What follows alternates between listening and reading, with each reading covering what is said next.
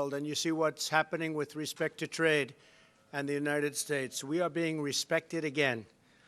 I'm pleased that Nigeria is one of our largest trading partners in the region, and we look forward to growing our trade relationship based on the principle of fairness and reciprocity. But we give Nigeria well over $1 billion in aid every year, and we have already started talking with the President about taking down the trade barriers, very substantial barriers to the United States trading with Nigeria. About 102 groups in support of President Muhammadu Buhari's re-election in 2019 have so far identified with the Buhari Support Group Center. The Director General of the center, Umaru Dambo, confirmed this in Abuja while receiving 2 new groups. These are volunteers, people who love to do this work, who want to make sure that we have a country.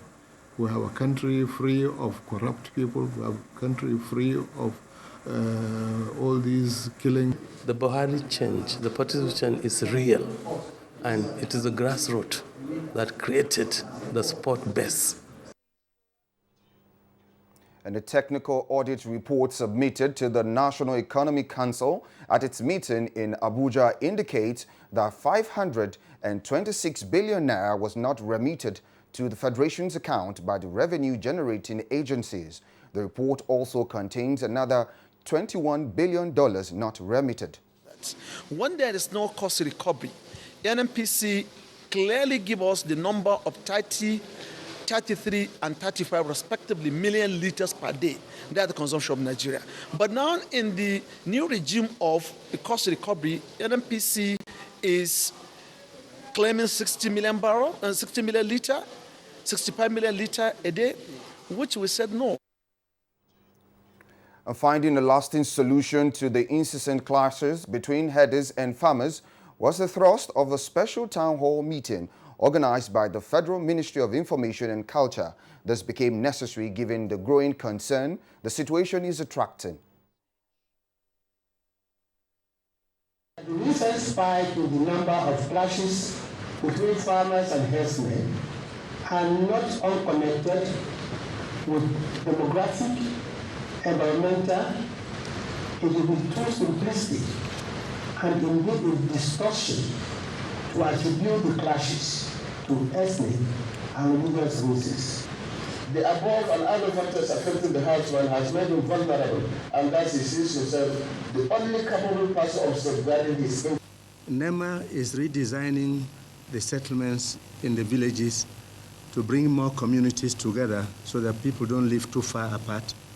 Otherwise, you don't have enough security to guard every settlement. Information and Culture Minister Lai Mohammed has denied the accusation in some quarters, claiming that he orchestrated the recent arrest of some youths in Kwara State by the police. Lai Mohammed, in a statement by his Special Assistant Segun Adeyemi, said the arrest has nothing to do with the World Congress in his hometown of Oro. He said suspected cultists were recently arrested and paraded by the police in Ilorin, adding that the police, in the exercise of its constitutional responsibility, does not need to be guided by anyone to carry out arrest where necessary.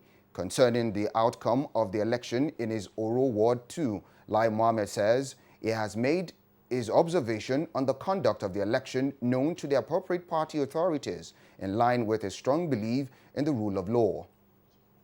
And as Ramadan fast progresses, the Muslim Ummahs across the world have been converging on the various places of worship in their neighborhood to seek more knowledge for spiritual upliftment. State House correspondent Adamu Sambo reports that President Muhammadu Buhari was at the Aso Villa Mosque for the recitation, translation, and interpretation of the Holy Quran for proper guidance. The chief imam of the mosque, Abdul Wahid Abubakar, enjoyed the Ummah to be more caring and generous, especially to the poor and needy, as exemplified by Prophet Muhammad sallallahu alaihi wasallam.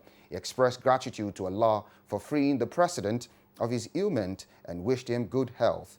He thanked Nigerians for fervently praying for him and the nation towards overcoming prevailing challenges for sustainable growth and development. The Chief Imam urged the faithful to submit to the will of God at all times and prayed for peaceful elections. I'm Abdul Malik Adio. Many thanks for joining us, and Good Morning Nigeria continues with Joy and Kinsley. A break beckons now. Unemployment, notably youth unemployment, features strongly in our party's manifesto. We intend to attack the problem frontally through revival of agriculture.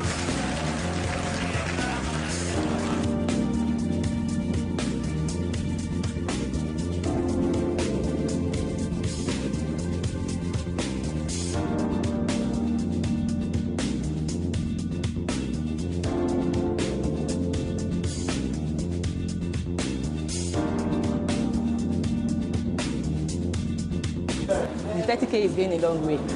Actually, I bought an acre of land for 60K like 2012, and presently I have a cassava farm and a yam farm.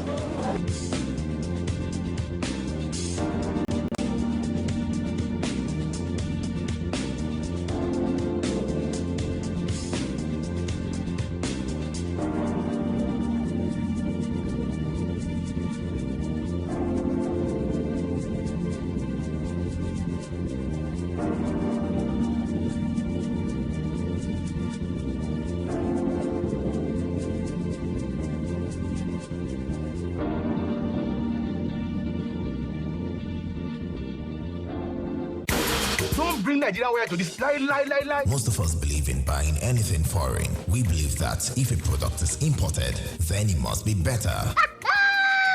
The Kumba mentality. Patronize Nigeria, and you will see that Nigeria too can put a smile on your face. I don't know that Nigeria is doing good thing now. Many agree and many disagree. I hope these are not made in Nigeria. Can made in Nigeria goods put a smile on your face too? Of course. We're improving the quality of our products. Find out in Made in Nigeria. This week's episode of your rib-cracking comedy, Professor John Bull, and laugh like never before. How much is my total? Your money is 32,000 naira. 32,000 naira for just a pant and a top. Because it's foreign. Flash, come and pay now. Flash, Baba. Over and out. Brought to you by Glow. The largest data network, Glow Unlimited. Reorganized, trained, and fully equipped. We are the new improved Nigeria Police Force. We fight crime. We bust syndicates. Whatever the crime, wherever the hideout, the Nigeria Police Force will get you busted. Stop kidnapping, armed robbery, murder, pipeline vandalism, and other criminal activities. Be productive. Be security conscious. Join the police force to secure your life and property. This message is from the Nigeria Police Force Public Relations Department. NTA Television College, an affiliate of Ahmadu Bello University Zaria, has over the years maintained her reputation of putting together courses that are highly relevant to manpower needs of the broadcast industry. The college is again organizing a 4-week course on English grammar and pronunciation for broadcasters, slated for 21st May to 15th June 2018. Come and take advantage of our top-notch and intensive course designed to grow the skills of television presenters, script writers, news editors, journalists, hosts of live events in just 4 weeks. Venue, multipurpose complex, NTA Television College, Rayfield, Jos. Fee is 100,000 naira per participant. Accommodation inclusive. Be there. NTA Television College, Jos, training you to be the best you can be.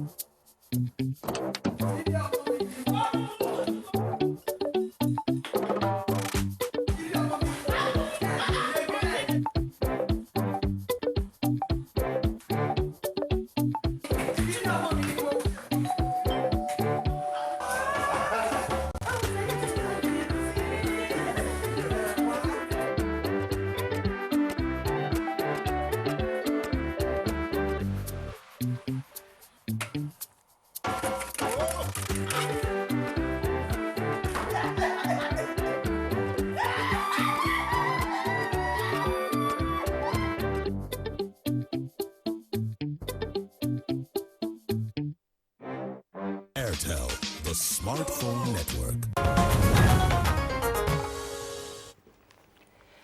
The Bank of Industries has unveiled plans to simplify loan procedures for medium, small and micro enterprises in the country. Plus, the federal government recovers 16 billion naira of legacy pension funds and assets through the Pension Transitional Arrangement Directorate, PTAD. These and more on the business news with Chimobi Walter Naj. Welcome to the Business News segment. I'm Chimobi Walter Naji, and we'll begin with the trending news as the Bank of Industries unveiled plans to simplify loan procedures for medium, small and micro enterprises in the country. The Managing Director, Olusegun Peter, said the BOI opened discussions with the Small and Medium Enterprises Development Agency of Nigeria, SMEDEN, and the Nigerian Export and Import Bank, NEXIM, to de-risk its loan portfolios to small-scale businesses and also embark on SMEs rating in order to ensure easier credit lending to those that meet risk acceptance criteria for loan access. From the bank, Bitan gave the indication in Abuja while speaking with officials of the Presidential Council on the ease of doing business. He expressed confidence that efforts are ongoing to ensure easier access to credits for small-scale businesses while considering credit behavior of small and medium enterprises. And in another development, the Pension Transitional Arrangement Directorate has so far recovered 16 billion naira of legacy pension funds and assets from insurance underwriters. The Executive Secretary, PTAD, Sharon Ikazo, who made this known in Abuja, said the amount is pensions liabilities inherited from all the federal government parastatals under the defined benefit scheme without the commensurate assets from the insurance underwriters and boards of trustees who were previously responsible for pensions payment to these groups of retirees. The PTAD boss said out of the 16 billion naira, the sum of 6.9 billion naira was the cash component domiciled in the Central Bank of Nigeria, while the balance of 9.1 billion naira was in form of properties that had been sent to the Ministry of Works for evaluation. She stated that currently 28 properties had been recovered for the government by PTAD from the insurance firms, adding that while some of them were office buildings, others were in form of residential apartments. She said despite the recovery of 16 billion naira, there was still an outstanding amount of 11 billion naira in pension assets with insurance underwriters that would be recovered. Ikazo said on the average, the PTAD was paying about 7.8 billion naira monthly to pensioners. And now we turn our attention to the Nigerian stock market, where the market closed on the red or at 0.83%, while the all-share index closed at 40,651.41 basis points. And here is a graphic representation of how the market fared by close of market on Thursday, 17th May.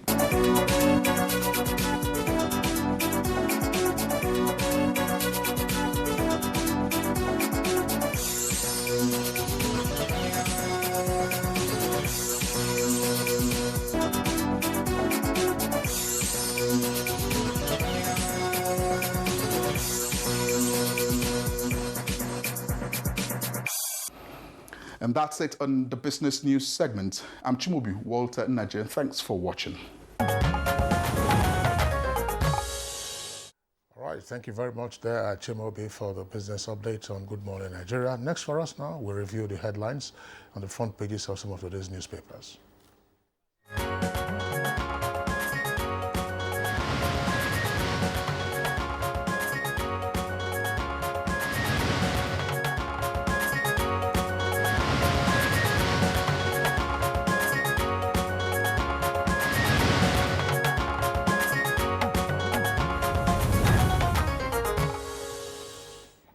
Our newspaper reviewer, Bayo Atoyobi, is in the studio. Bayo, good morning and thanks for joining us. Thank you, Joy. Good morning. Good morning, Kingsley. Good morning, Nigeria. Bayo, good to see you. That's right. Well, there are stories that are stories on the economy as well as alleged losses of revenue to the Federation account that dominate the papers this morning. Indeed, they are the lead stories for both the Punch and the Daily Independent newspaper. Let's begin with the Daily Independent. Daily Independent has a story this way. NEC, that stands for the National Economic Council, asks NNPC, NCS, that's the Customs Service, NPA, Post Authority, and others, to refund 8.13 trillion naira with 3 riders. Government to prosecute culpable agencies, and governors to take decision on fuel subsidy, and queries payment of 800 billion naira subsidy. Now, we'll come back again to another paper, this time the Punch. And the headline is also for the lead story. It's also on NNPC, NPA, FRS, others failed to remit 526 billion naira, 21 billion US dollars. The story is attributed to the National Economic Council with a rider shortchanging by agencies discovered by audit firm KPMG, says Gombe governor. And allied to that, that's stories on the economy above the nameplate of the Punch newspaper. You can see a story there. Oil price hits $80 on Iran concerns. That's what you have there. But Shell declares force majeure on Bonny Light exports. That's on page 23. And right at the foot of the front page of the Punch newspaper, 2 other economic stories. Pension fund rises to 7.94 trillion naira. And federal government, states, and others diverted 320 billion naira natural resources fund. That's attributed to Speaker of the House of Reps, Dugara. Kingsley, we have similar stories in some of the papers here. Let's take a look at the Nigerian pilot. It comes with a bold lead story, which has a kicker that says, revealed, and it comes with 3 riders. NNPC, NPA, Customs orders owe federal government 8.8 trillion naira.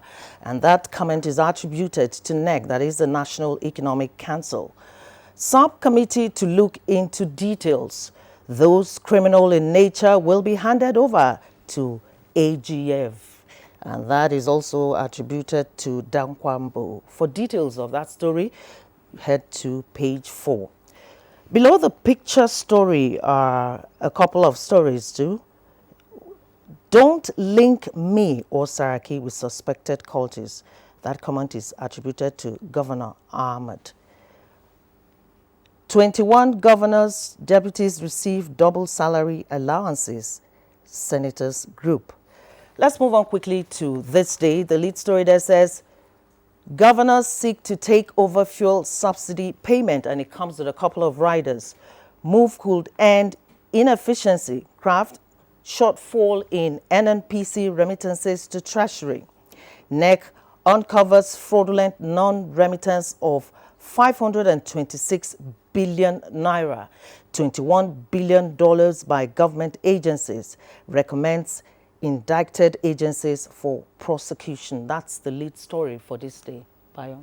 Yes, indeed, Joy. 18 government agencies have failed in their duty to remit accordingly to the Federation's account. And Governor Ibrahim Dankwambu, who briefed the media after the National Economic Council, indicated that federal government has been shortchanged to the tune of about 8.13 trillion naira. And this breakdown it shows that this happened between the year 2010 and 2015. And accordingly, it covers 526 billion naira and $21 billion by way of cash. Some of the agencies are the ones you mentioned there, and the National Economic Council, chaired by the Vice President, has required that the audit which was provided by KPMG forensic audit should be extended to cover up to 2017.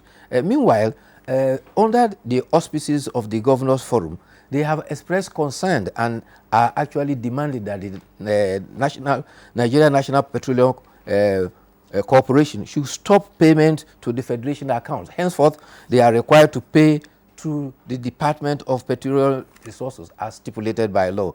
The other demands also include that all filling stations that are within 10 kilometers of Nigerian borders should be shut down because they are indicted for smuggling of petrol across the borders. Also, tracking devices should be fixed on tankers to monitor their movement. The governor posed a very critical question. He said NNPC says 60 to 65 million liters of petrol is what is consumed in Nigeria every day.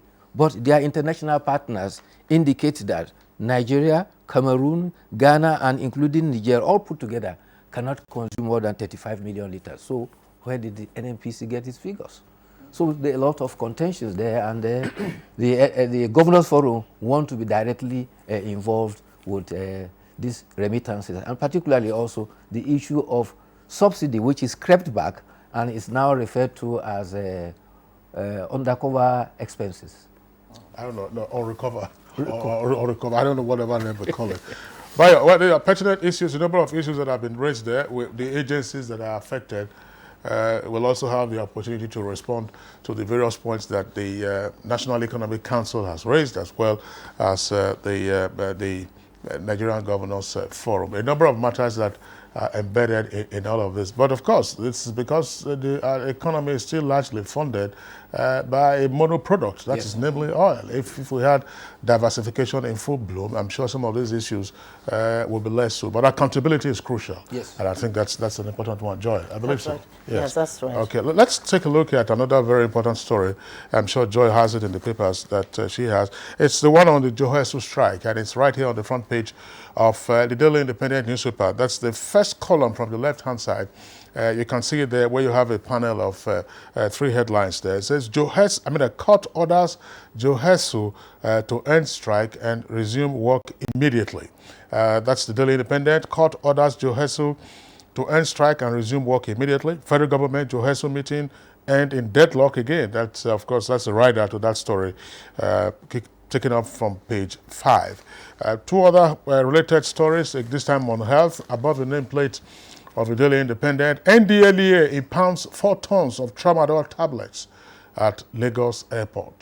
NDLEA impounds 4 tons of tramadol tablets at Lagos Airport. Above that, story on politics. Get rid of Okorocha. Imo APC tells Buhari and Oyegun. And Modu Sharif sneaks out of Aso Rock after meeting president.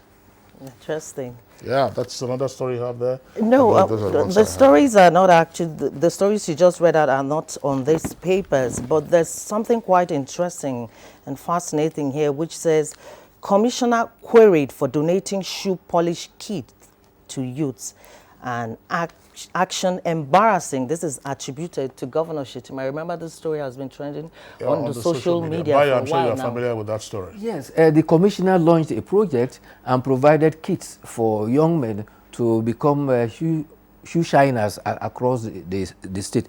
And the governor has reacted because he's patently embarrassed. The motive was probably to provide some kind of disguised employment for the boys, but the governor is certainly embarrassed. There was a similar thing in Kano, where kits were provided for people to provide tea shops, what is commonly referred to as Meshai in this part of the country.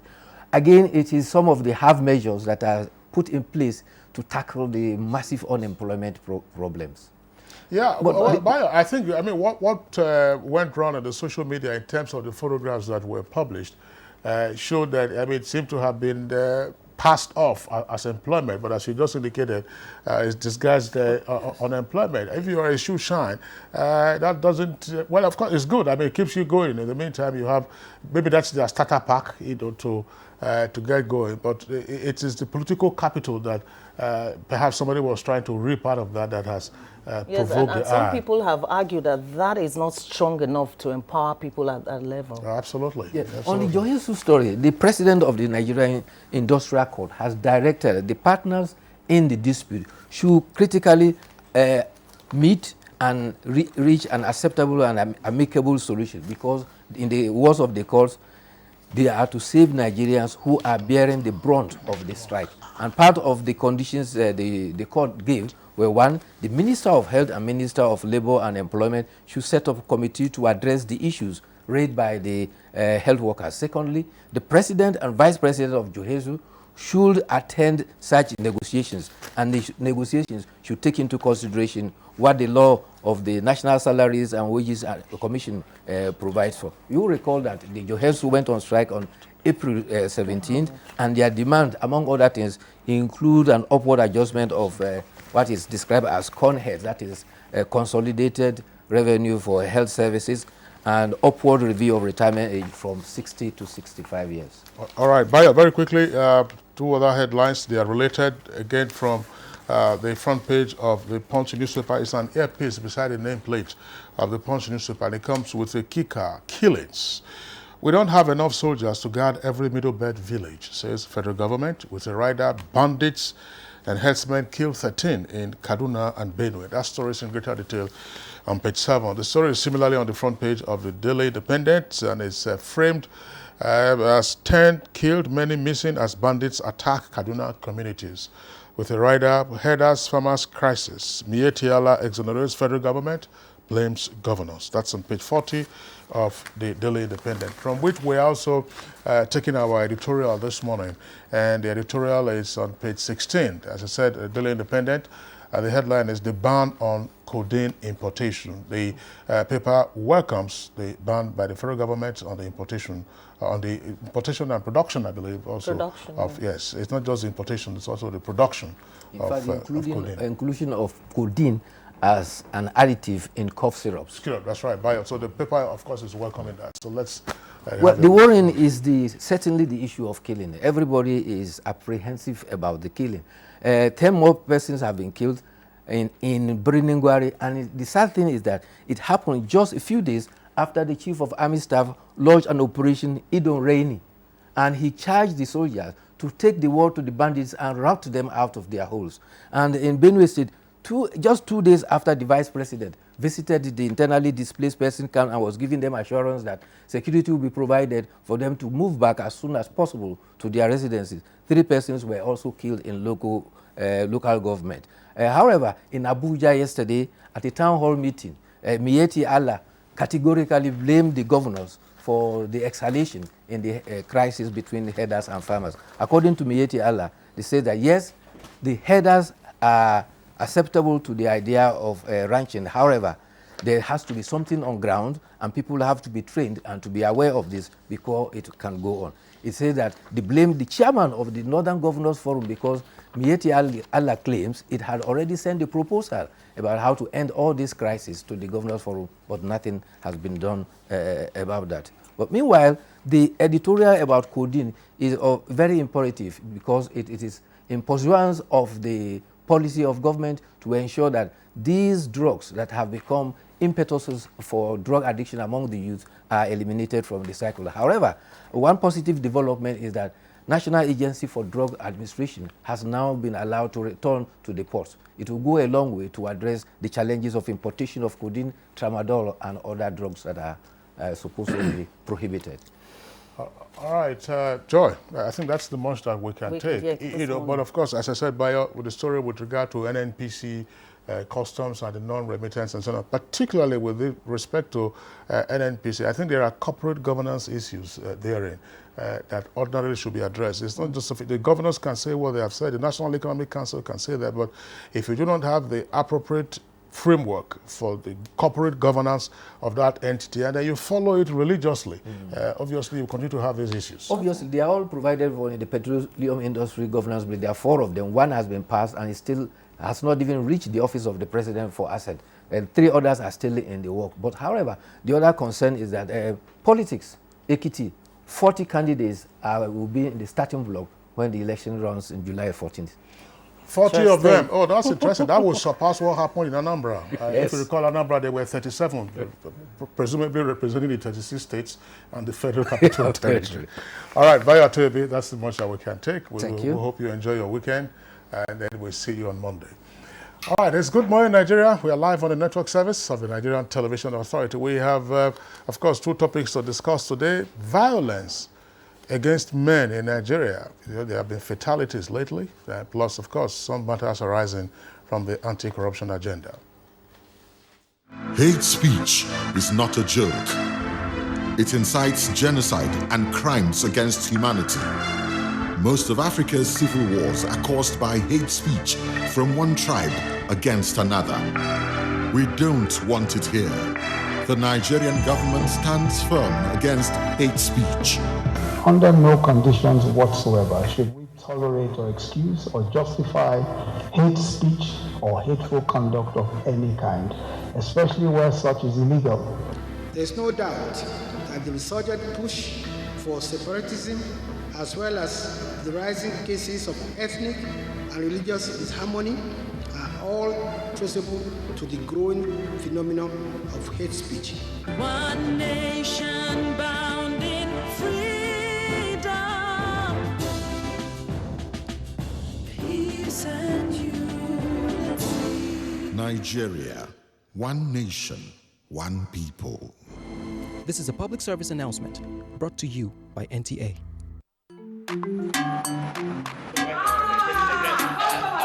Madam. Brought us as usual. As usual. For the three put You're welcome, sir. as usual, yeah. You take that one. You take that one.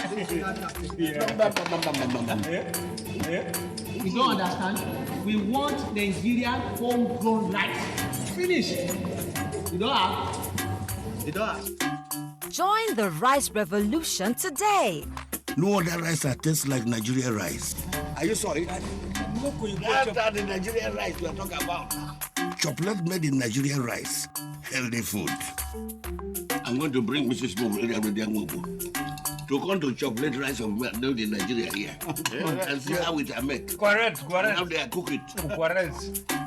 Homegrown rice are good for your health. It boosts our economy and give employment to our people. This message is brought to you by the Federal Ministry of Information and Culture.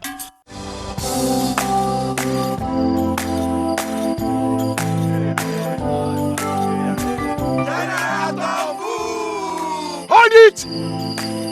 Me! I don't come out my hand from oil bunkering. General, what you going to yarn? What you yarn, sir? I don't understand, though. Because they spoil our water and our environment. And they cause our people serious harm. Militants is said, you know good. Me! I not do again Sam. Because why? Change begins with me. This message is brought to you by the National Orientation Agency in conjunction with the Federal Ministry of Information and Culture.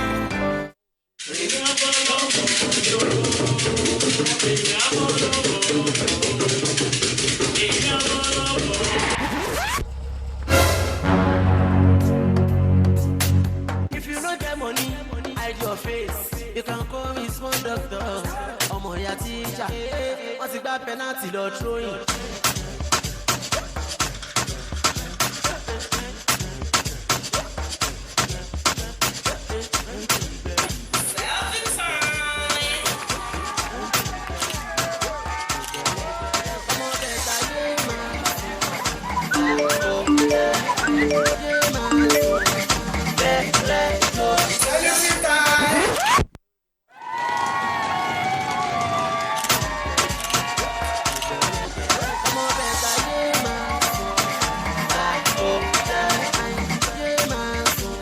Airtel, the smartphone network.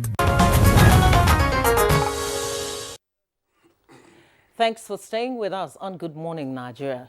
To kickstart our discussion, let's take this background report by Mitairi Ikman.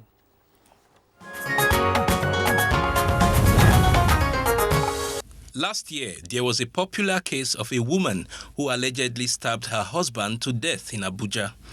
The matter brought to the front burner a new trend of violence against men. In the past, it was commonplace to hear of violence against women, but now violence against men is trending and on the increase. More cases abound of violence against men across the country.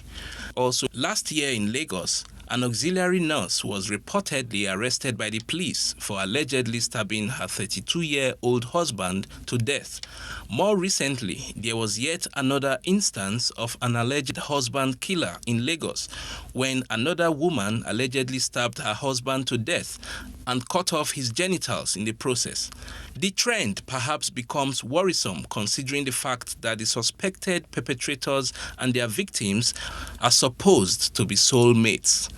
Apart from the cases of homicide, research also shows that domestic violence perpetrated by women against men is fast rising, and more men are suffering in silence in their matrimonial homes from being assaulted on periodic basis by their wives.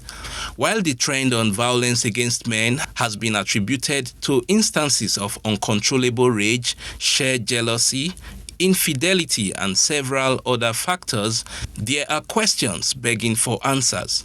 Are men becoming the weaker vessels? Do men deserve to be beaten? Why is it difficult for men to speak out when they are victims of violence? Is there a psychiatric dimension to the emerging tendencies?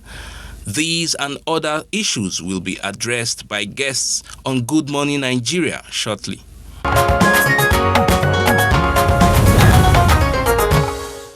All right, thank you very much, Metari Ekme, for that background report. Now, there are three guests here with us in the studios to discuss this issue in further detail. First, we'd like to welcome Dr. Chundung Pam Shah.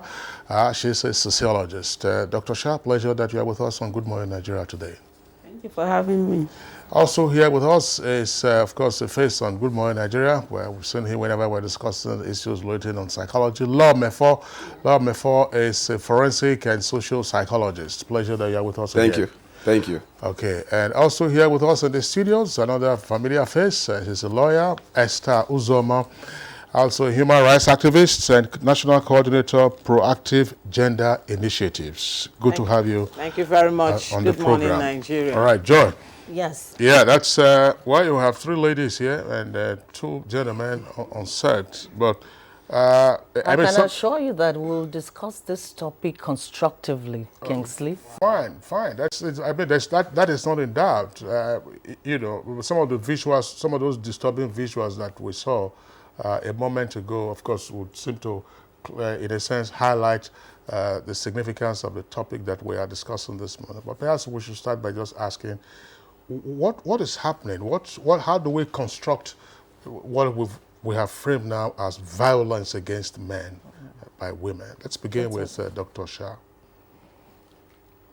Good morning once more. Thank you for having me here.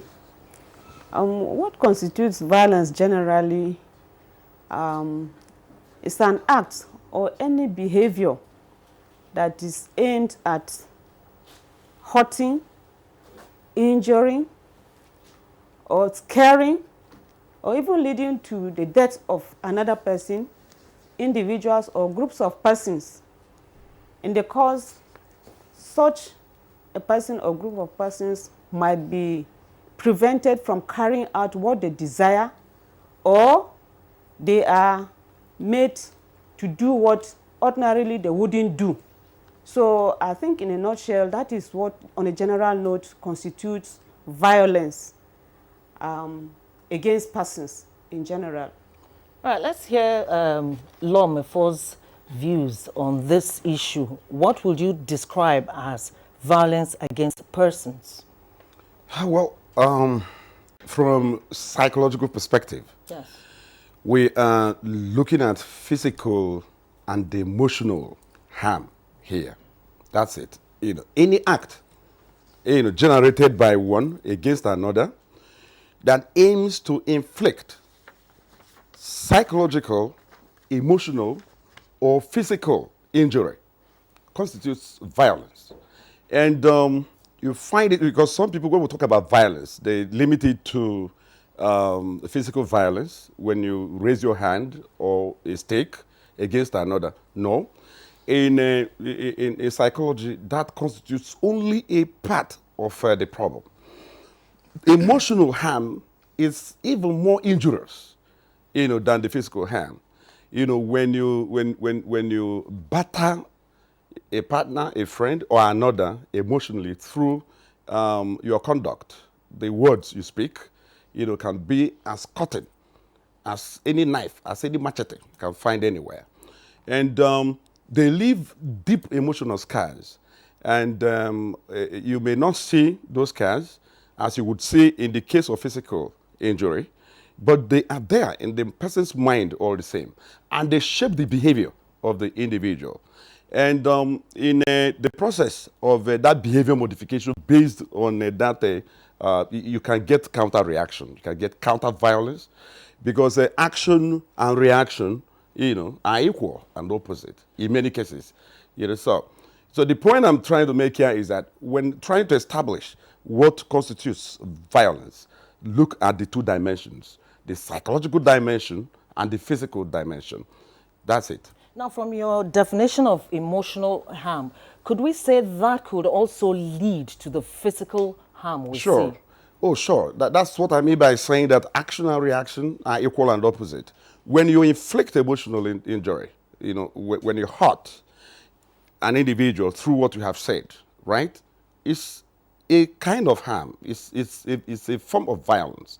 And the person, depending on how he or she responds to such challenge, some will just take it calmly, some would just go away, but some will engage, right? And engaging here would mean returning in the same measure. Do you understand what I'm saying? You called me an idiot. I'll call you a madman, right? Action and reaction here now. You slapped me. I may not be the turn the other cheek kind of person. So I slap back. You can see that, yes, what you have said, will elicit response. But the kind of response it will elicit will depend on the individual. It will depend on the context. It will depend on the circumstance. Because people don't always return violence for violence. There are people who are emotionally mature, psychologically mature, socially mature, to respond to the same situation in entirely different manner. By walking away, by saying something completely opposite. Somebody you call an idiot can say, thank you. Do you understand what I'm saying? That's a social response. And you can see that will take the sail off, the wind off the sail of that social exchange. And whether we like it or not, you don't blame the situation alone. You have to blame the individuals involved in the context. Their response to what is triggering the engagement is what is fundamental here. So that is what has to be reconstructed. Thanks a lot. Let's pause you meanwhile and bring in Esther Zoma writing down. The first question I actually asked is, on the basis of the reportage of stories of violence against men by women, in this case spouses, and these are not just unlettered spouses. These are persons who have the benefit of even tertiary education. The question is, what are we seeing here? What new phenomenon is emerging? All right, thank you very much.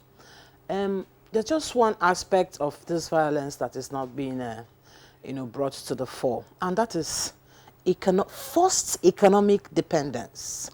Forced economic dependence is a form of violence that has evolved. Forced economic dependence, forced seclusion. When you prevent your spouse from interacting with relatives, when you prevent your spouse from interacting with friends, the law also assumes violence. So when you prevent a PhD holder, say you must be economically dependent on me, the law assumes violence. These are just the two dimensions that have evolved, that we've not included in all these broad definitions that we have. Now, generally, when people decide to lash out on their intimate partners, that person you have shared so many beautiful moments, birthdays, naming ceremonies, and then when people, not only do they decide to lash out, they decide to commit crimes that portray hate. You know, the reportage talked about severing of appendages. Okay, so much anger and hate. It's not poisoning anymore. Or tapia. Yes. So it's about breaking heads, you know, severing biological appendages, gorging out stomach. When such things occur, one of the things that we'll begin to look into is mental health. One is mental health. You see, when persons display, you know, characteristics of extreme jealousy, you say, oh, it's love, it's jealousy. You're dealing with a sick person. Oh, he loves me. That's why he monitors my phone. He follows me around. He comes to your workplace when you are eating, calls you every 1 minute, or she does that and displays strange rage that surprises everybody. You are dealing with a sick person. Okay? We are not considering that. The euphoria is love, is possessive. That's sickness. Another thing is this. We live in an extremely heightened, violent environment. Look at what is happening lately. Violent environment. We are thriving on it. And these spouses, you know, they see they absorb what is going on in their environment. What immunes them from their environment? People become where they live. That is why if you see a barrack child, you don't need to be told that this person grew up in the... People become where they live. You see, and then one more thing is that the deluge, you know, of information, the deluge of infringement we are seeing from unchecked, uncensored, you know, westernized lives. If you glean through, you will see women who ate their husbands, served them for dinner. We watch all these things. These are the things people, you know, people become also what? Whoever controls the images controls the self-esteem. We dress like the people we admire on TV. We want to dress like them. We also want to behave like them. So all this is coming at the woman at this time. Plus, we are seeing a woman who is emerging. She's the breadwinner. Winning bread is an extremely vigorous process. So she's out there fighting everybody. Okay, so she has school fees to pay. She has food to provide. Then she comes back home. Remember, she's also on some sort of diet.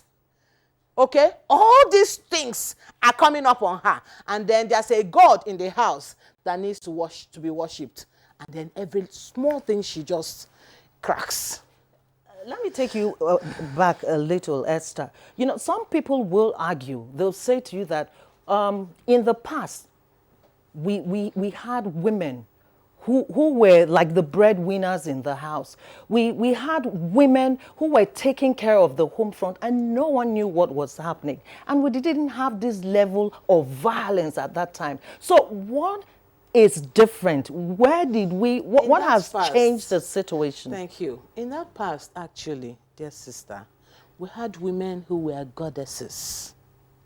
We had women who were priestesses. When a woman is entering, she enters with so much glory. You say, a married woman is coming. There's just something about her that everybody respects her. But that is where we were coming from. So what changed the narrative? So many things. First of all, one of the greatest tragedies is that the male begin to be weakened. We're now beginning to see weakened male who sag their trousers, who they wear designer shirts and they do not want to. When the male began to be weakened and to lose his place in the scale, my dog was telling me about role playing. It was ringing some sort of bell. At the point when the male begin to be less male, you know, the landlord calls you to pay rent. You say, talk to the wife. The principal said, oh. So when that male, all that thing that, you know, we had men who became gods in folklore. They do so much glorious things. They became gods. So at the point, not only that women were doing all those things then, at that point, men were still men. But there's an extreme feminization of the male gender. Again, infused by what is seen and read. So there's a gap. A snake enters the house. Call your mom, call your mom. This is just the barest. All right, Esther, well, there's no stake in our studios right now. All right, that's a very interesting perspective that our guests have introduced. But let's bring in again Dr. Pam Shah. Esther has Uzoma, of course, I'm calling her by her first name. We are professional colleagues. You're my senior. Yes, that's right. So, but on air, you are our guest. She's raised a number of very important perspectives, mental and sociological. Let's have your take on all of this, so as to elaborate on the issue. The causative factors why men will now appear to be at the receiving end of female violence. And in particular, what is also emerging that the socioeconomic status doesn't appear to matter. In the past, you would say, oh, okay, because these were persons who were lower the ladder in terms of social well-being. But here are persons, you have had lawyers, you have seen others, of sufficiently high enough education get involved in all of this. What's your take? Okay, thank you. Today, I agree with what Uzoma has just said. You find a woman there are many women who earn even more than the men. And you expect that woman, when she comes back home, the man will still be so domineering on her. And today, many women belong to so many groups that even a woman that is not even educated, in the community, she's exposed to a lot of enlightenment, and she begins to understand her rights, which has been trampled upon for quite a while. And she now discovers that, well, I need to submit, but you need to also give me that love. Let's operate at a certain level. It is not as if, though, she will remain in that position forever. And so enlightenment is going on, and women are beginning to know their rights. Like I said, there are women who earn more than the man, but yet she will not be appreciated to a large extent. And so, why should I continue to suffer? And you want to still lord yourself over me. And so you find arguments, disagreements, and at the end, these are what we come up with. There's so much infidelity in the society. A man comes back. You cannot satisfy your wife sexually, and yet you still harass her. You expect her to give you the respect. You expect her to do the needful, while you are not there for her. You are not there for the children. You expect a reaction, like the psychologists have just said. You expect a reaction from her. She cannot continue to be in this situation forever. And so, if you cannot do the needful, definitely you expect a reaction from the wife. And we have all our individual differences. Everyone has his own level of tolerance. Somebody might be quiet for some time, but it will reach a certain level that she will need to react. And some of these things constitutes why women react to such a level.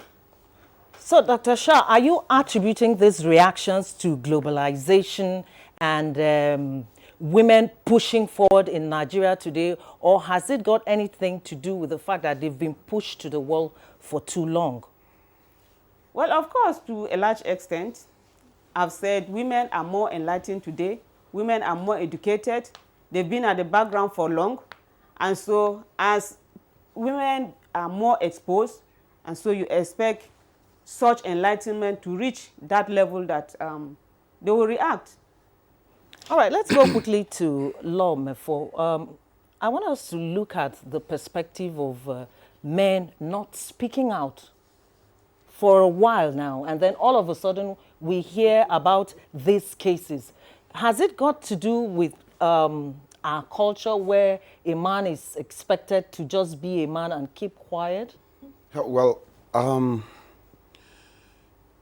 you got a part of it. It's cultural, it's social, role expectation. You know, is the way we are raised. You see a child, a boy of 2, 3, falls down, he cries, the father says, men don't cry. Do you understand that? You know, the sister, you know, cries, she's petted, who is beating my daughter? Do you understand that? So there is this role expectation. Men are expected to carry on, you know, with dignity and suffer in silence. And it's a big problem, and it explains why men die earlier than women. Really? Yes, you ask yourself, why do we have more widows than widowers? It's a fact, you know, that inner storm is bottled up. Women are reporting more than men. Do you understand that? However, that is not to say that domestic violence is equal, you know, in terms of gender. We still have more men abusing women. That's a fact. Research has confirmed that. But the gender role is also growing. You know, it means that more women are becoming more emboldened. Perhaps not more emboldened, but more frustrated by, you know, by what is happening around in the social milieu. Let me explain a bit here. You see, roles are reversing. Traditionally, men are supposed to be the breadwinners. Even the Bible says that women are helpers.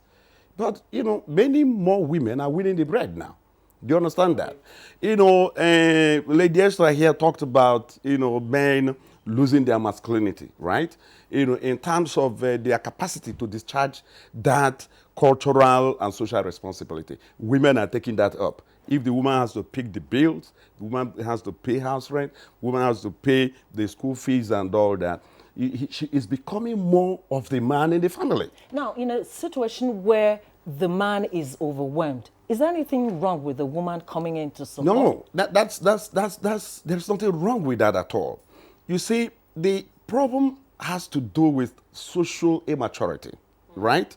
For example, as a psychologist, I would advise even people in marriages to quit abusive relationships.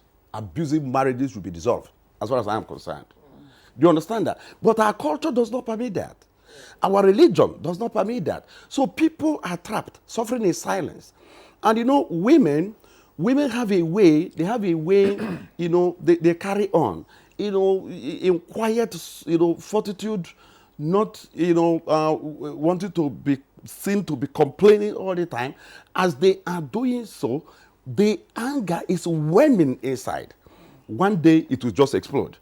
So in a situation like that, what we need to put our finger on is this, is to understand 3 factors. One, you know, where is this coming from?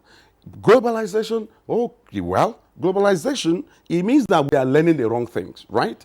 Or we have not quite internalized what should be the good aspects for us.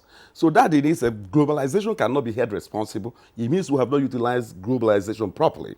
Then you need to think in terms of upbringing. Today's abused children will become tomorrow's abusers. That's a fact. It's a psychological process. You know, because you give what you know, what you have. If you don't have love, if you never experienced love, you can't give love. That's a fact. And you see, when a family is, you know, imbued in so much violence, the children are learning. You know, psychology of learning explains it completely.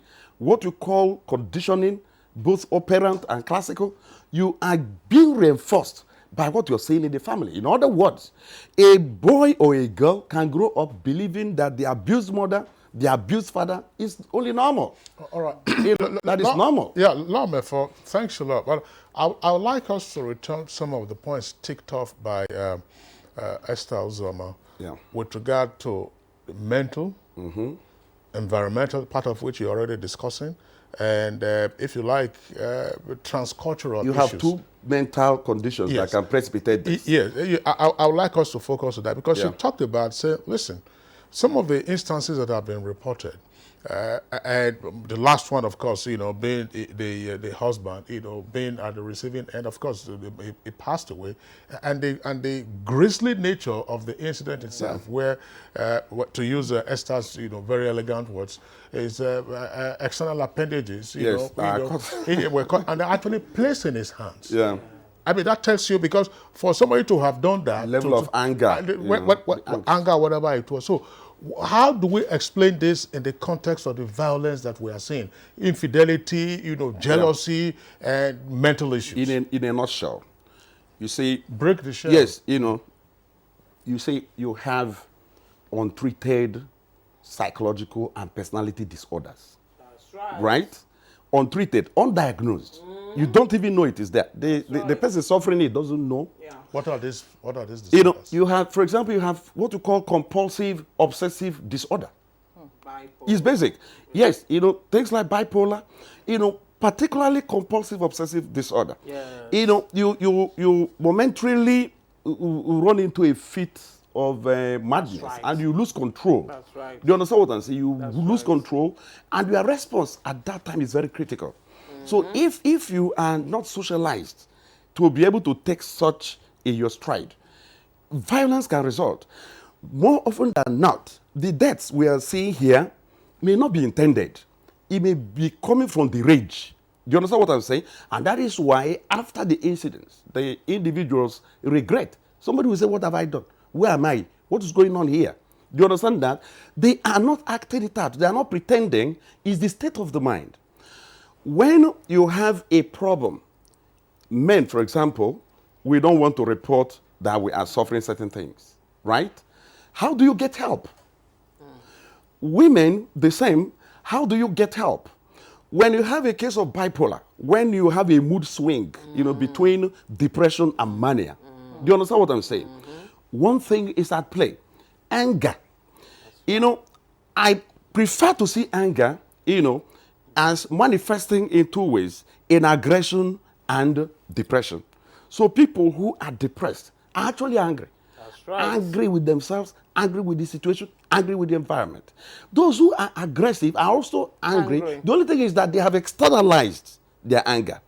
So whichever it is, if the case is depression, you are boiling yourself slowly and you will go eventually if nothing is done. If it is externalized, which is the aggression that we are looking at here now, it also has its own consequences. What that means is that sooner or later, that woman you're beating, right? That woman, gradually one day you will kill her. That man you're beating, gradually one day you will kill her. And that's a big issue here. I'm wondering, well, let's bring in Esther again. The other guests can also make their comments on this.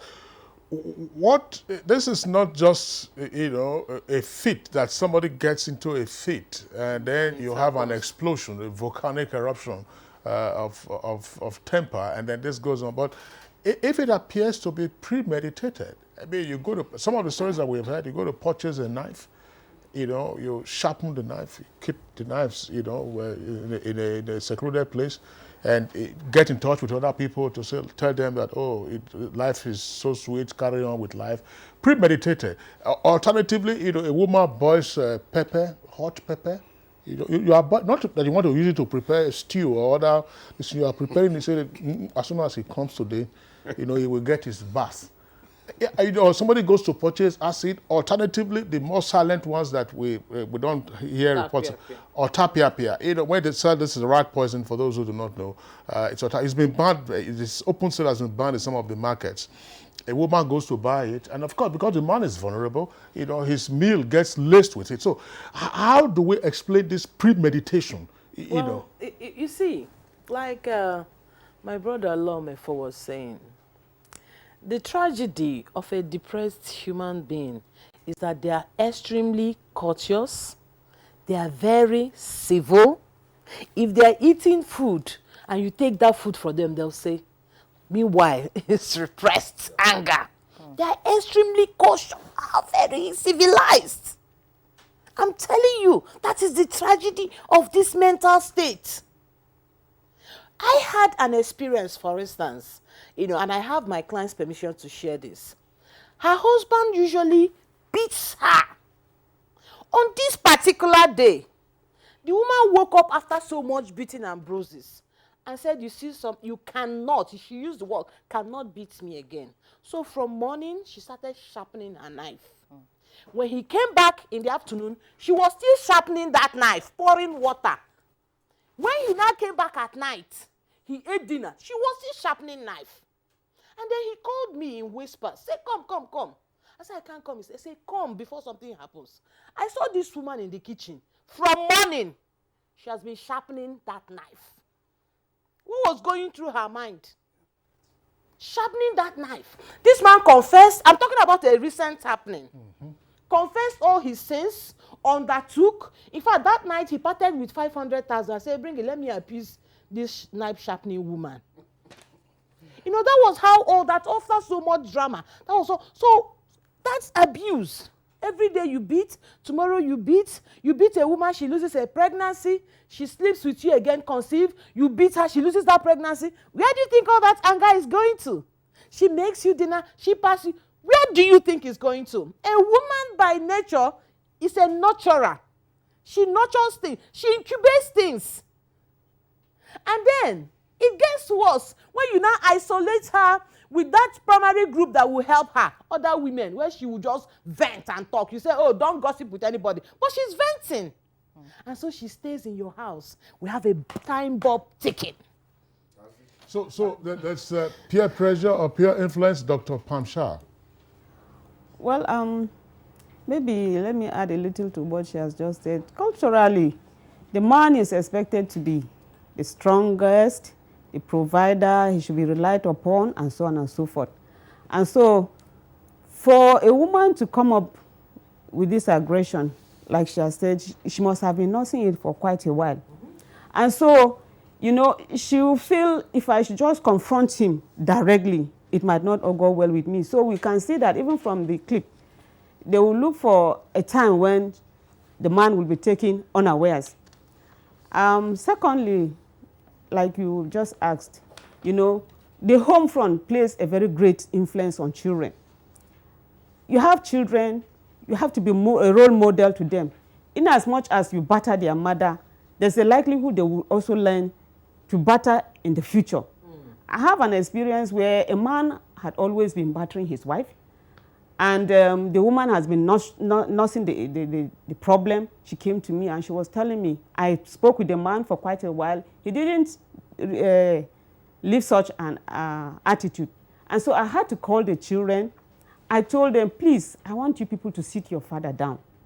Talk to him, but don't beat him. Don't harm him, but sit him down. Let him confess to the mother. Please, it's enough, it's enough. Don't continue that. And so the children learn a lot as they grow, and so that behavior seems to instilled in them. So there's a way of learning, and that also, they can play such role even as children, as kids, as at their playground. You find them playing such mother, father, beating each other, and so on and so forth. So peer influence have such, even with the adults. There are men who will encourage their fellow. How can a woman behave this way? How can you be submissive to your wife? How can you just behave this way? And so they feel the only way for me to show my manliness is to show this woman that I am strong, I am this, I am that. And so the best way is to just beat her so that she'll be submissive. But to some extent, not all women will agree to that. All right, Dr. Pam, thank you very much. We'll still come back to you. It's still Good Morning, Nigeria. We'll take a short break now. When we return, we'll continue with our discussions about violence against men. If you hear a bomb explosion or gunshots of an active shooter, that might be a terror attack. At such times, always remember 3 action words: run, hide, report. Don't try to run towards the terror scene to save the situation, because there might be a second bomb blast or another attack. Run far away and take cover. Make sure you are safe first. Yes, it is in our nature to sympathize over the hurt, but remember, only trained personnel can help in such situations. When in a secured environment, promptly call relevant authorities and help will come. For anonymous reporting, call 09630-3250-5 or 0813-2222-106. If you see something, say something. Nigeria, unite against terrorism. This message is brought to you by the Federal Ministry of Information and Culture.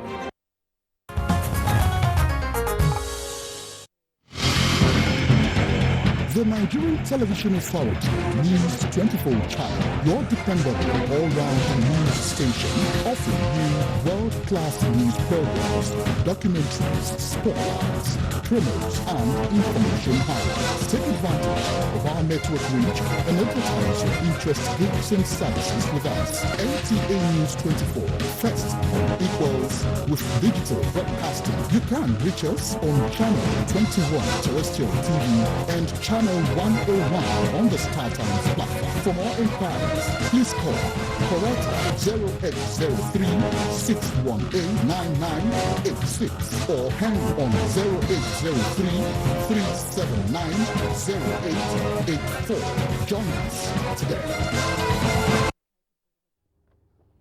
Thank you for staying with us on Good Morning Nigeria. And we've been looking at the topic violence against men, and we still have our guests in the studio, but we also have those who joined us online, and we're having a couple of tweets which we should read out to you now. Kingsley? That's right. Mike Ayanko has this tweet. It says, do we still value human lives in Nigeria? Societal values are at its lowest ebb at the moment. Dele Jackson Solomon tweets, domestic violence against men has increased because women can no longer take nonsense from their husbands. Economic reality in the country, too, is not helping matters. Men have probably decided to keep quiet because they feel a man shouldn't cry or complain about being violated by a woman. Now, this is from Collins Uju Uchendu.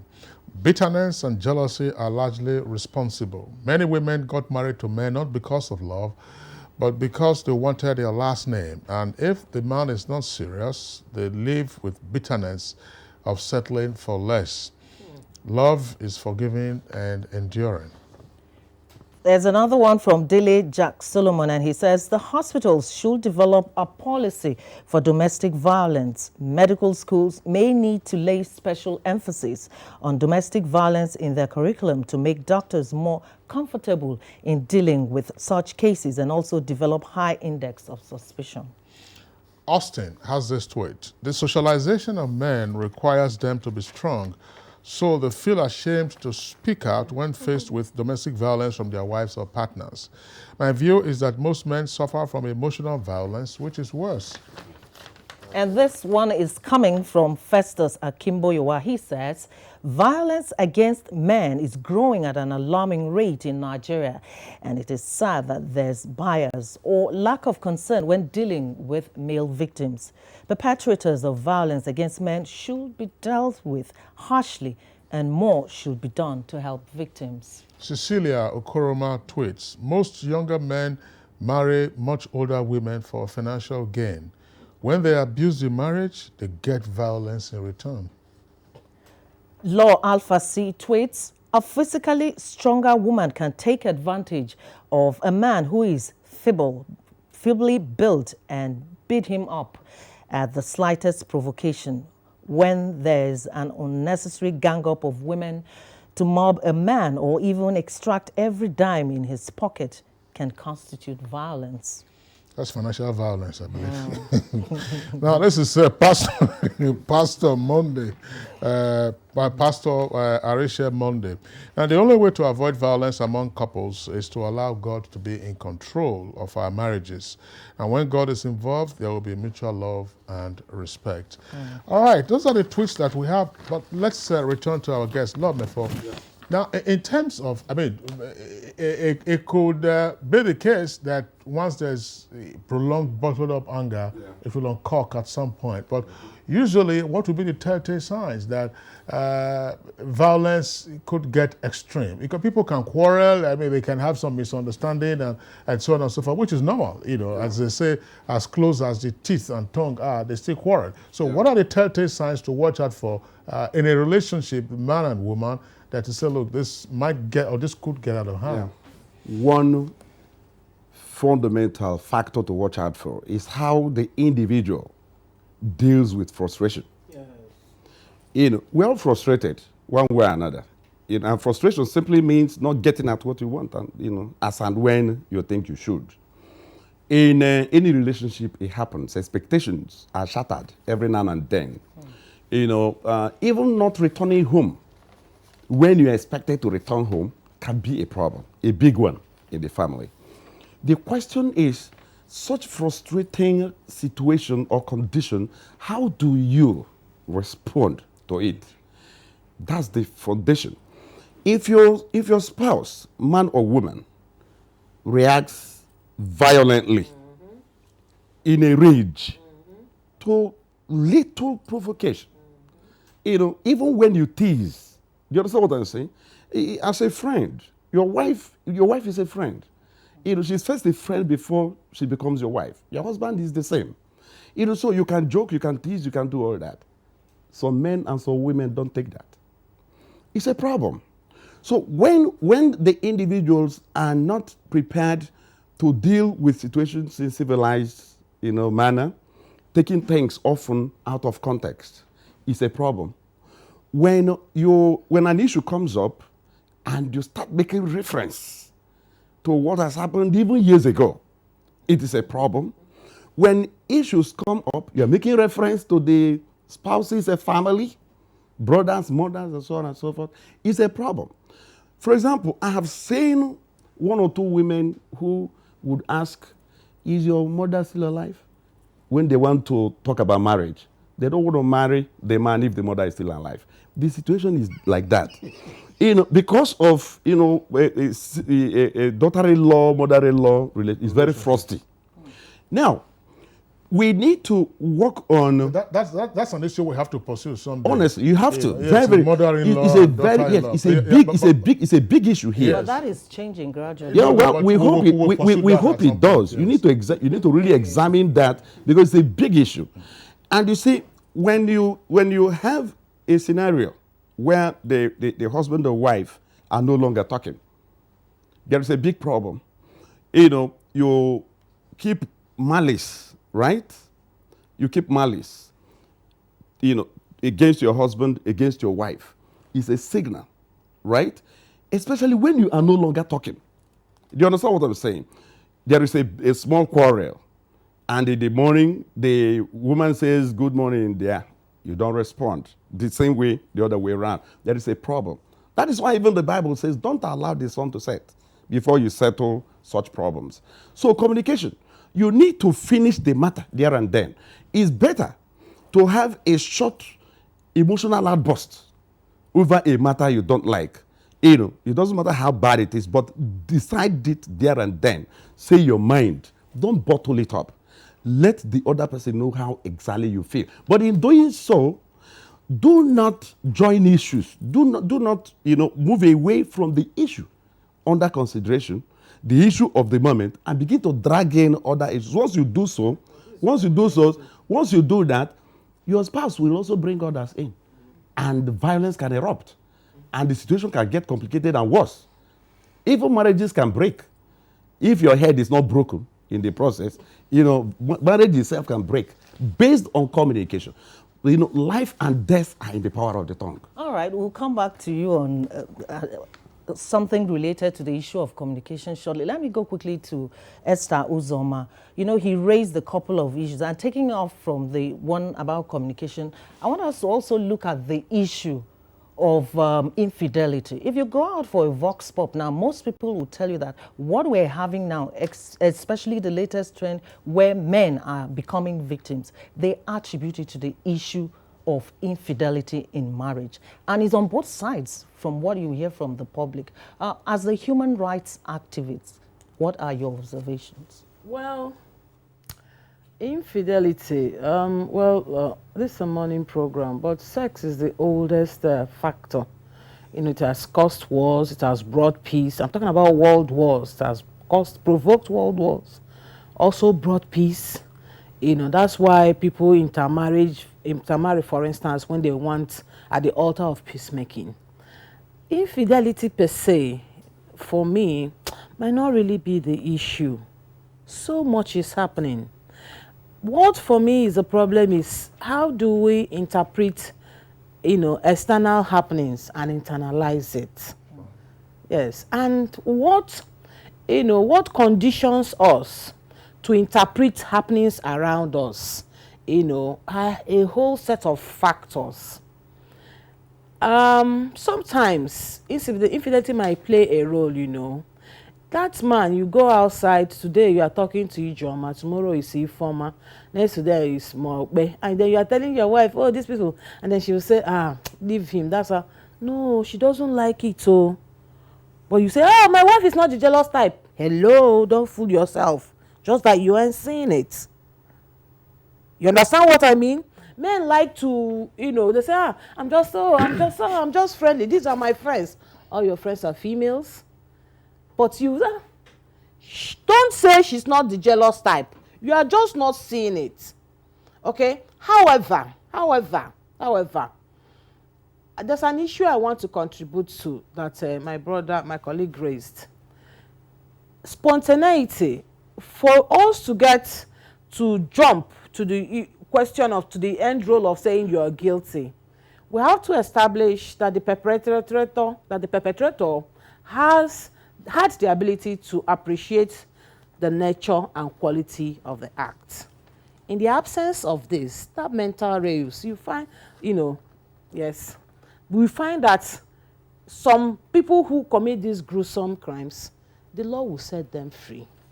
Nature and quality of. So if you commit acts in a dissociative state, you are so incensed in that state, okay?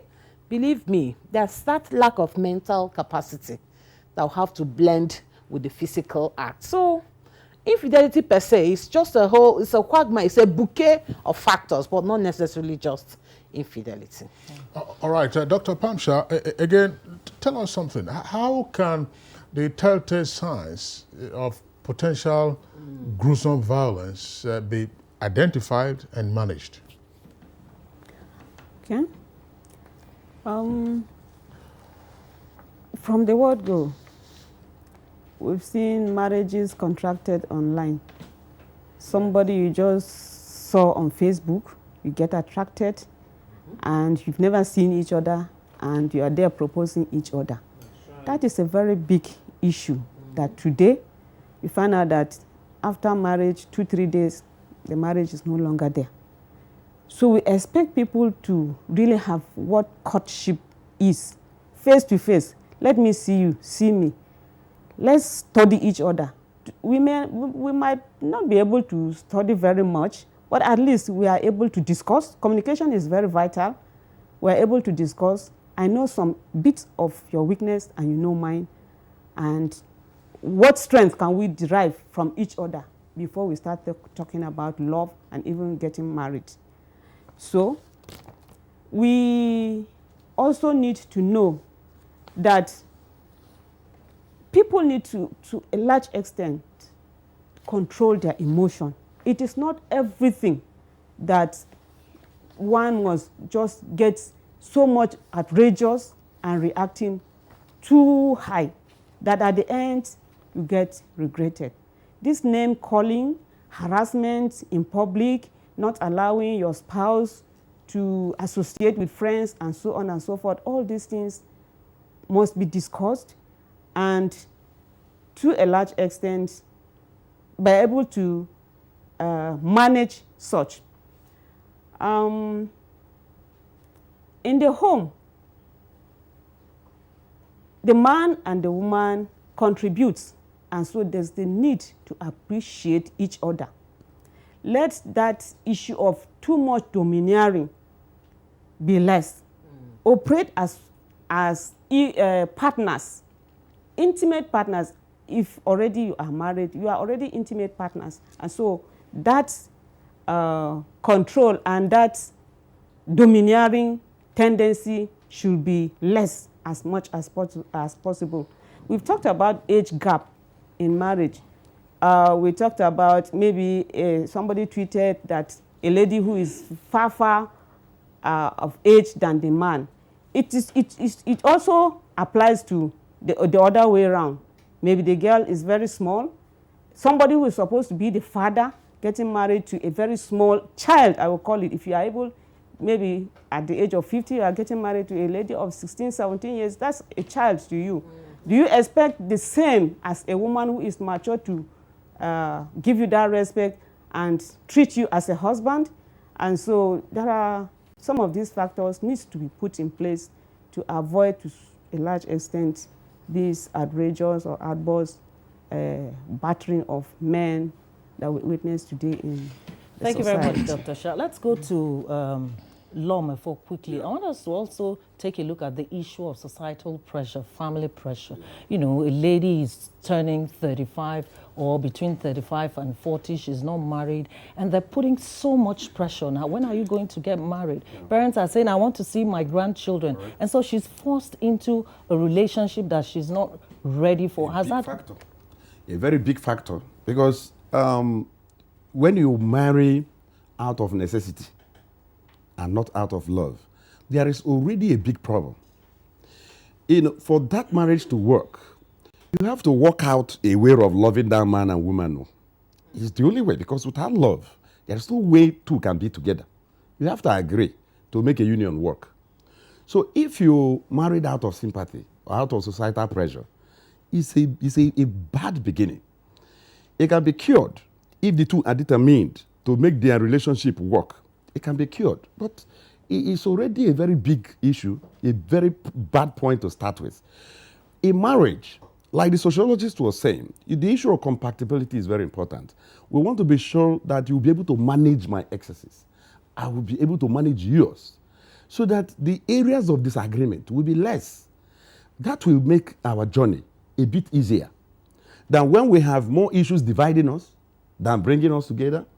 You know, we'll end up, the entire married life may be used for settling quarrels.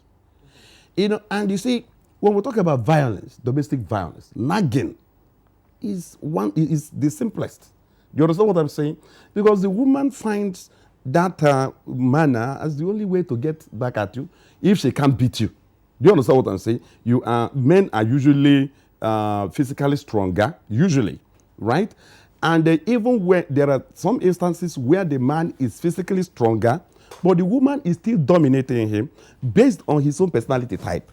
It happens. Do you understand what I'm saying? So if you want to have a marriage that will work, you need to have two agreeing to really get married. Marriage is not for boys and girls. Marriage is for men and women. This is very fundamental. So if you get married, your role will change from that of being a girl, being a boy, to being a man and a woman. Some refuse to transit. Some men refuse to give up their past friends. Some women refuse to give up their friends. So they still keep the relationship, which of course reinforces their boyish and girlish life. And that will not allow the marriage to thrive. Finally, you see, I want to point this out. The issue of ego, right, and self-esteem. Do you understand what I'm saying? Domestic violence is often springing from self-esteem. Complex. When you are feeling inferior, be it a man or a woman, it's a complex problem. You are feeling less. It could be economic, it could be social, it could even be academic. Do you understand what I'm saying? That the woman is more educated can be a problem. The woman is a graduate and you are a secondarian, you know, a businessman, you're successful, but even that area of success has become a problem to you. But again, some spouses have not been able to manage their success, because in the marriage, the man can grow more than the woman and vice versa. A woman that came in at par or lesser than the man in the marriage may be lucky through business, through job, and get, you know, really okay and rich. And in terms of material consideration, the woman may be seen now as richer than the man.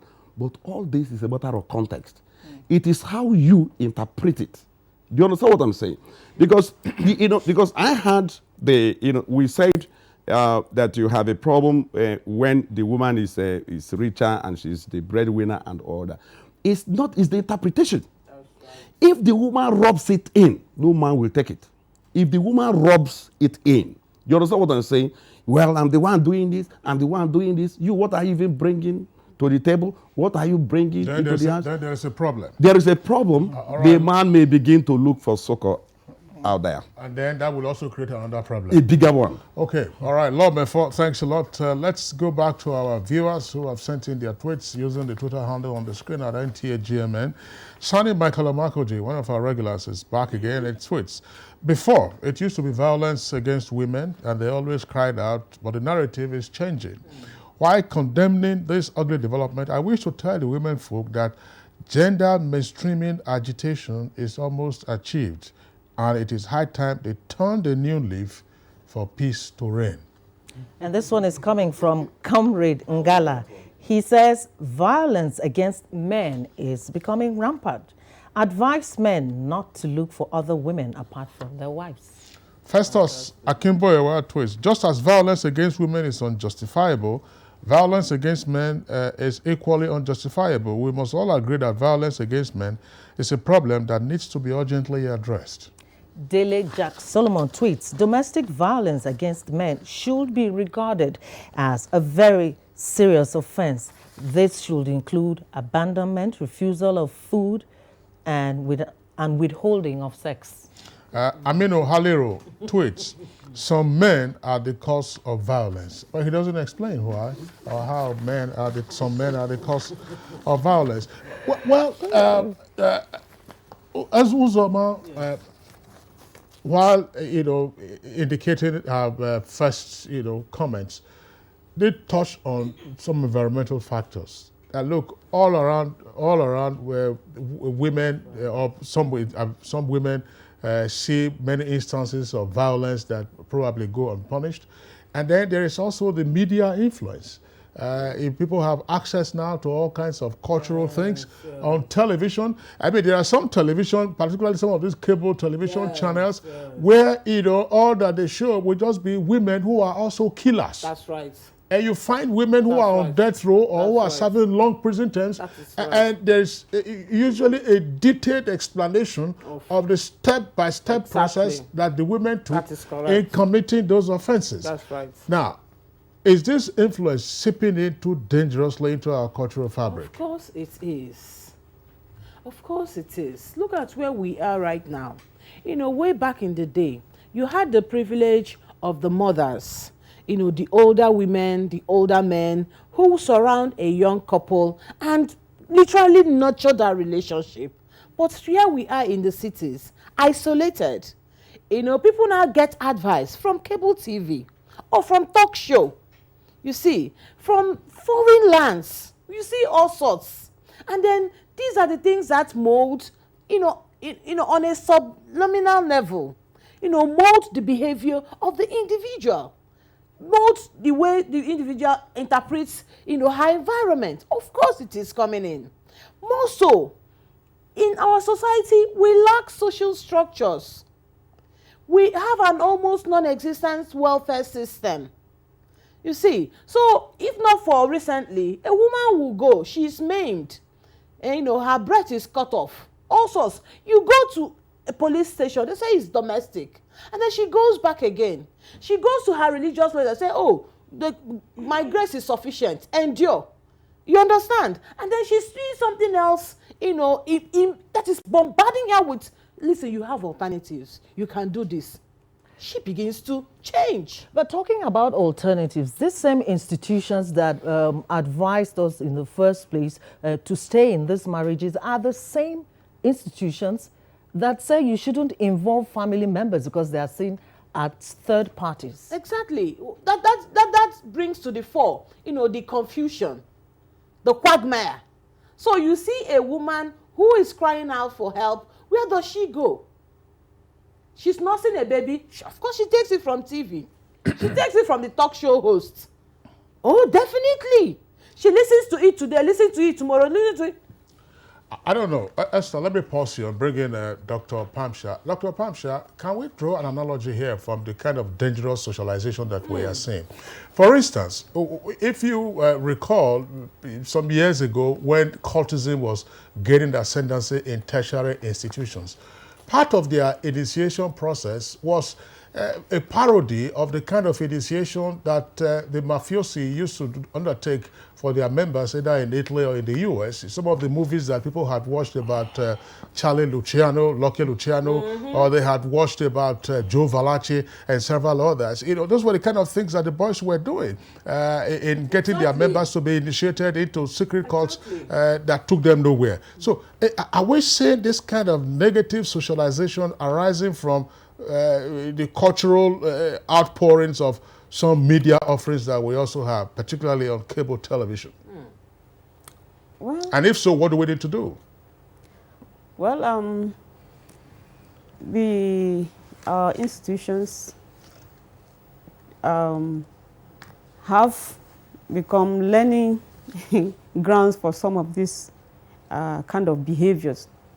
Now, a student who just graduated from a secondary school gets admission into the tertiary institution, and they're expected to pay their allegiance to certain groups where they learn, they are initiated, this is the way things should be done. If you are this, you are a jambite, that like they are normally called, and so actually so many bad things are learned. So the environment plays a very great role in shaping our upbringing. So in the home, parents were expected to nurture their girl child, their boy child, to become good mothers and fathers in later life. But this is what is eroded this day. Sometimes you stay in a compound, you do not even know who is your neighbor, who is who. And so people have become so isolated, so alienated from others. And so whatever they get from these movies, they made use of. All right, thank you. I'm not Joy. I think we should get Lome first perspective. From a social psychological perspective, I mean, we don't, the media is very powerful. And it's cinema, I mean, which is now available, served on cable, served on all kinds. You know, these are things that, what do we need to do? Because Esther was saying something. Now, look, if a partner or an individual has endured so much, and then you go to seek succor from elsewhere and people are all preaching to you or trying to pacify you, and then suddenly you have an opening, and this is a private opening, you tune your television, you're listening to a program where they have all kinds of irresponsible fare that is being peddled, or you have that channel every evening, they are showing you whatever it is, and they're saying step-by-step process, you know, of how a woman became a killer. How should the individuals begin to respond to this? And what is it that we can do, you know, maybe collectively in terms of response to some of the dangerous, some of the kinds of things that have been aired? Social learning is a major process of behavior modification. You know, social learning comes with its modeling, you know, what we call observational learning. You know, you are learning, you are a passive learner here, because it is not like classical and operant conditioning where direct reinforcements are involved. But here, you are observing and you are internalizing, even without knowing. Sometimes, subliminally, it's going on unconsciously. Of course. You know, so it's been implicated in what we have come to become, because who you are is partly at least 50% your environment, and another 50, perhaps less, your innate potentials, and so on and so forth. So no matter what it is, we are looking at an interaction, you know, between the internal factors, the individual factors, and the social and environmental factors. So because we are now exposed to cable, TV, for example, TV generally, right? Not just cable, you know, in a homegrown TV like this NTA, may be different because you directly censor what you want to broadcast to be in line with what is applicable and obtainable in our own culture. But in the case of cable, they are without boundaries, and they are westernized. In other words, they have become a very major agent of globalization. The world has become a global village. That's what the term popularized by one Marshall McLuhan. The world as a global village. What that means is that we have now become one because the boundaries have been removed in terms of communication.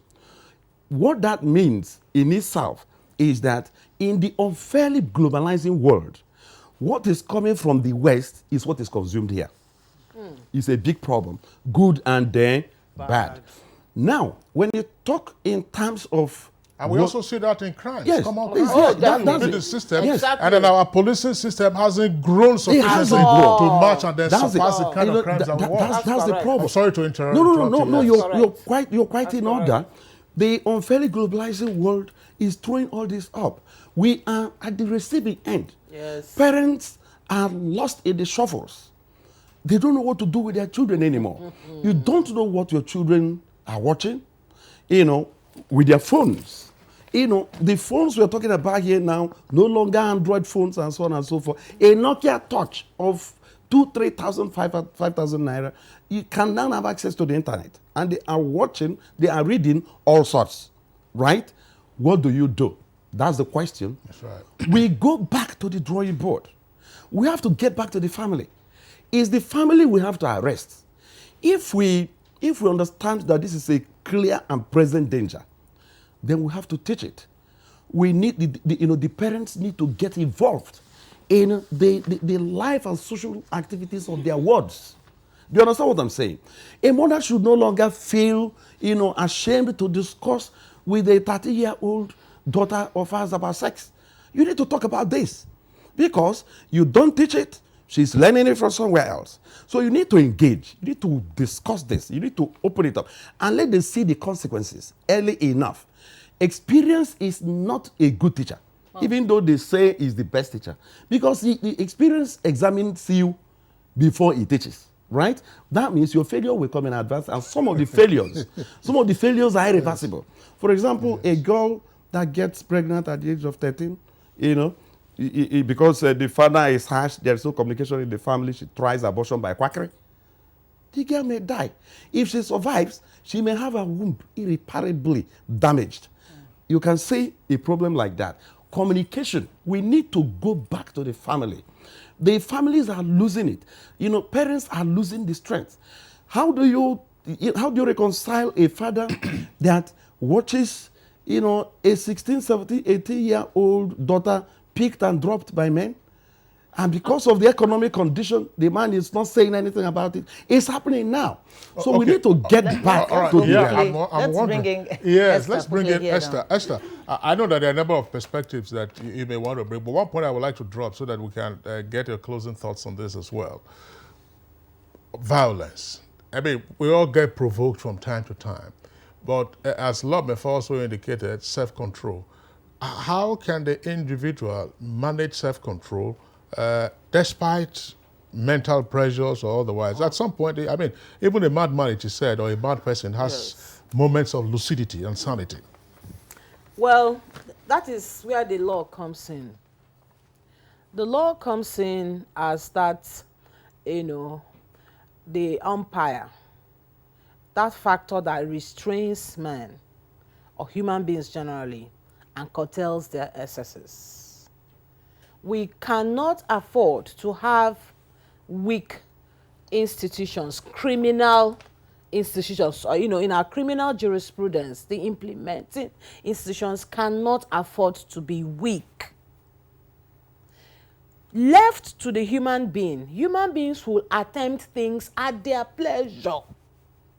The law will become what the human being wants. But the whole essence, the philosophy of our civilization is that we are all subject to a standard. Therefore, when we were crying violence against women, everywhere we were saying it. Why?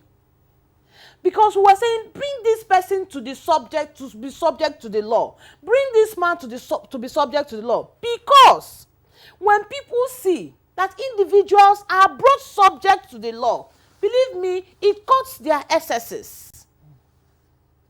But when you now give the impression that, leave this one cannot come under the law, it also gives people the impression that, well, since the law is weak, I might as well do what I want.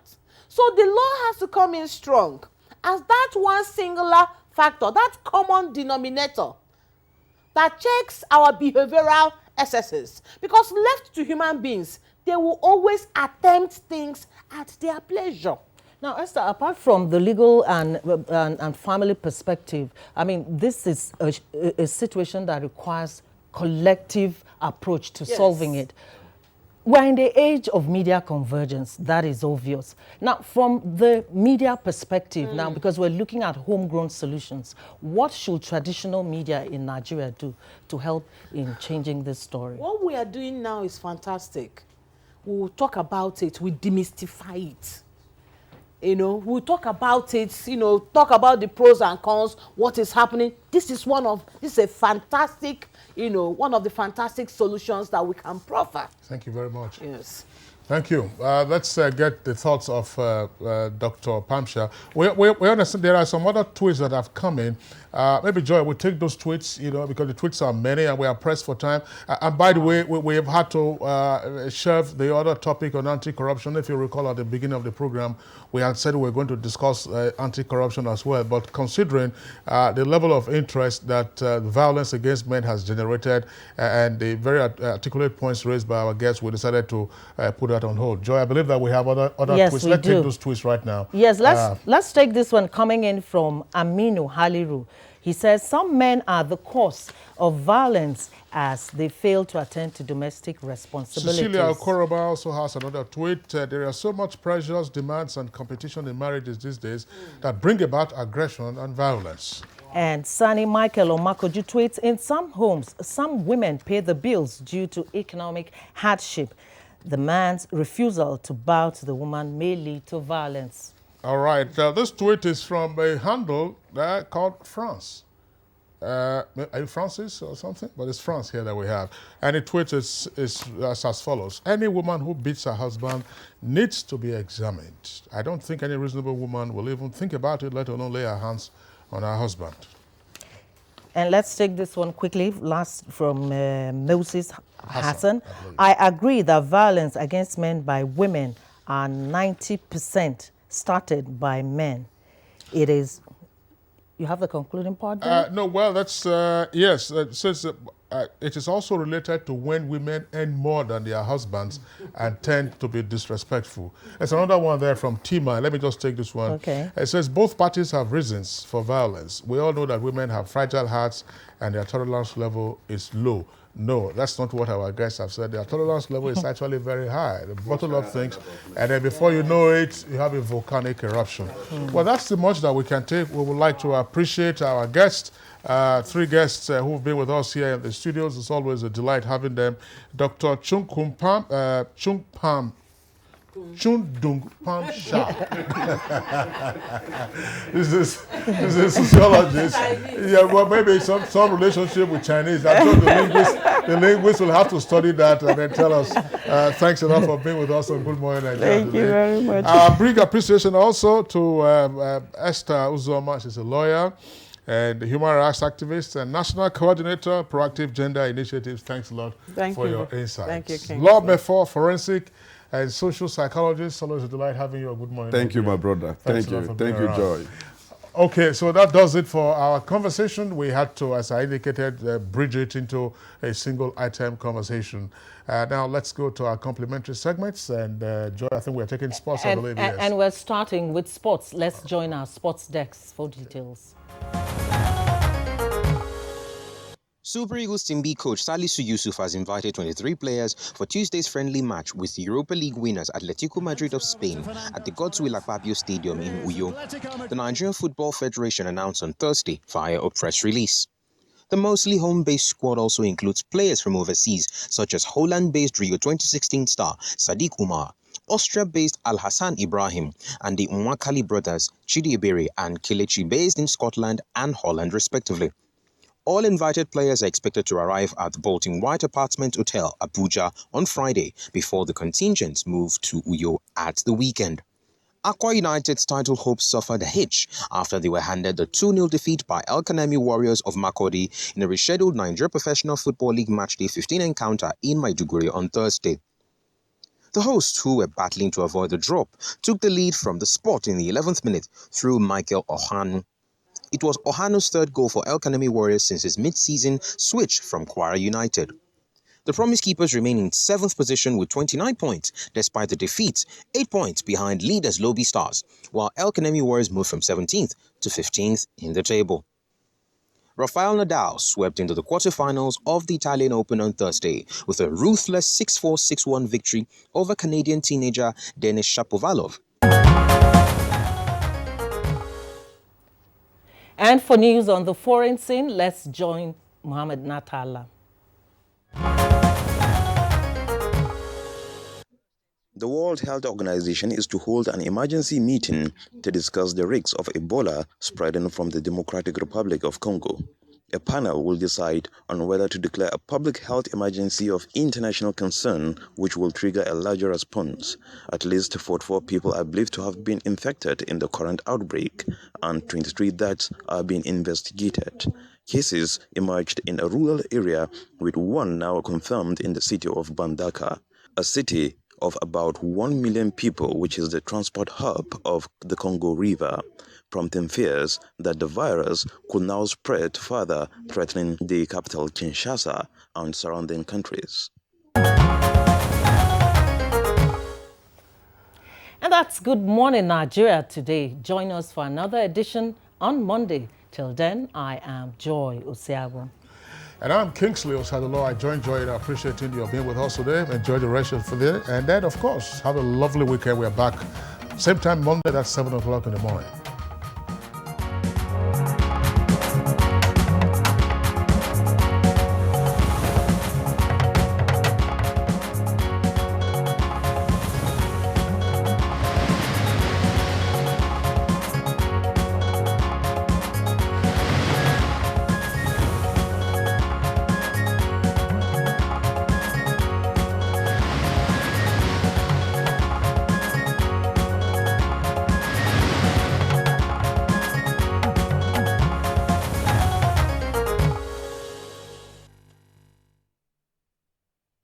Information is power.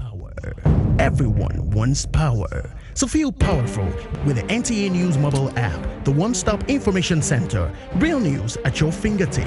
Be the first to report by uploading first-hand information on the U-Report link, and be the first to know by simply clicking on any of the links on the sidebar for headlines, domestic and foreign news, economy, security, politics, sports, and more.